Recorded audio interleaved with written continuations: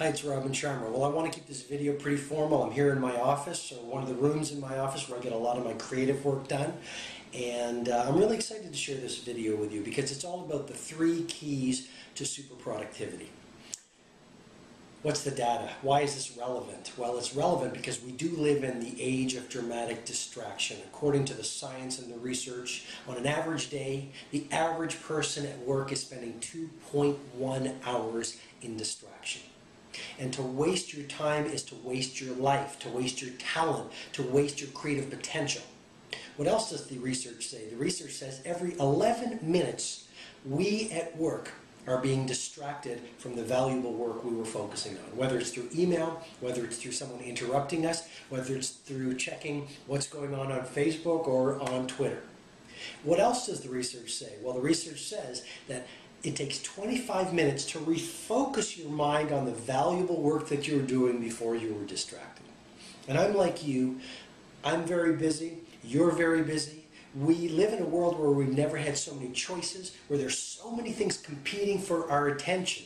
And yet here's something really important.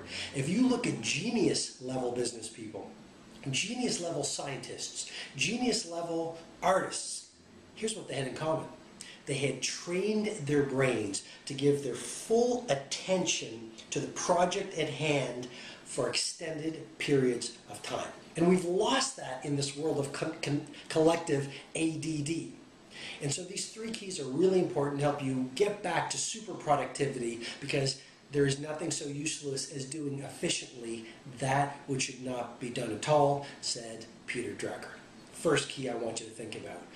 The myth of the harder I work, the more productive I will be has been debunked by the science. If you study human performance, here's what they've realized. And Jim Loehr and Tony Schwartz have done some great work in this field, but here's what the science says.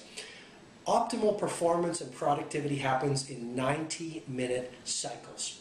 So what am I saying? Work for 90 minutes and then take a break to recover. Then work for another 90 minutes and then go for a walk. And then work for another 90 minutes and then take a drink of water. And then work for another 90 minutes and maybe take a nap or read something interesting that's not related to what you were doing. What will that do? It will keep your mind focused on the work at hand. It will increase your energy, because energy is like a well. You deplete it, you need to fill up the well again. And it will really keep you at your productive best, and it will also keep you inspired rather than getting burned out. Second practical productivity tip that is so fundamentally important, which is you need periods of time that are unstimulated.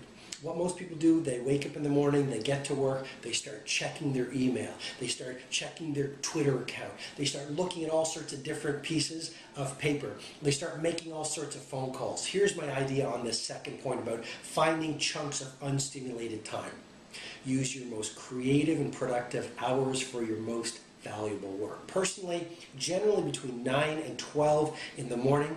There's no technology. I've turned all my email notifications off. I actually turned my BlackBerry off. I love technology. I love BlackBerry. I love, leveraging technology. But for those 3 hours of unstimulated time, I am focused on one thing with staggering focus. And that's one of the real keys to my productivity.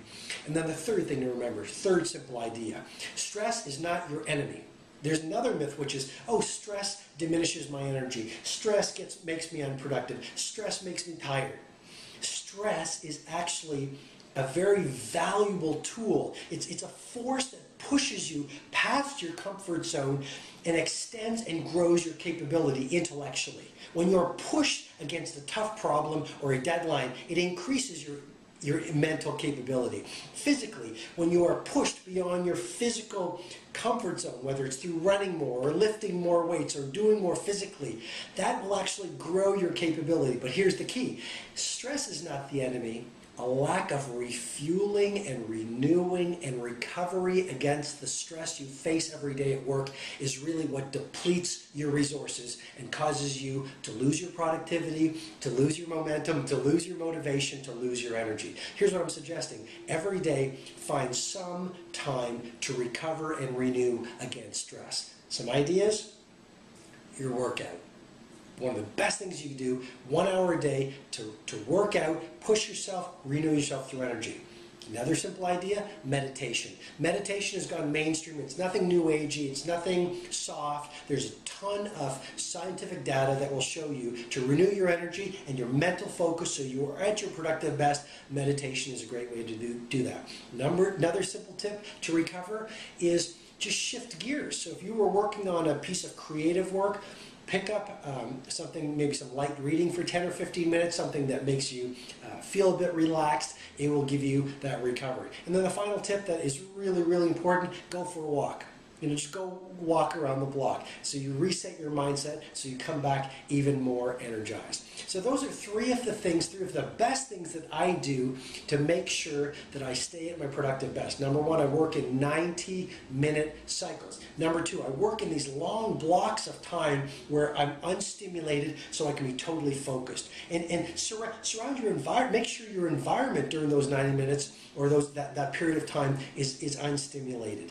Okay, and then the third thing you'll want to do is remember, stress is not your enemy, stress is your friend. Stress unleashes your talent. Stress pushes you to express your absolute best. The real key, every day, find some time to recover from stress by doing something that makes you feel happy, something that elevates your energy. Maybe it's even a nap. It'll make you even more productive. Hope that's been helpful.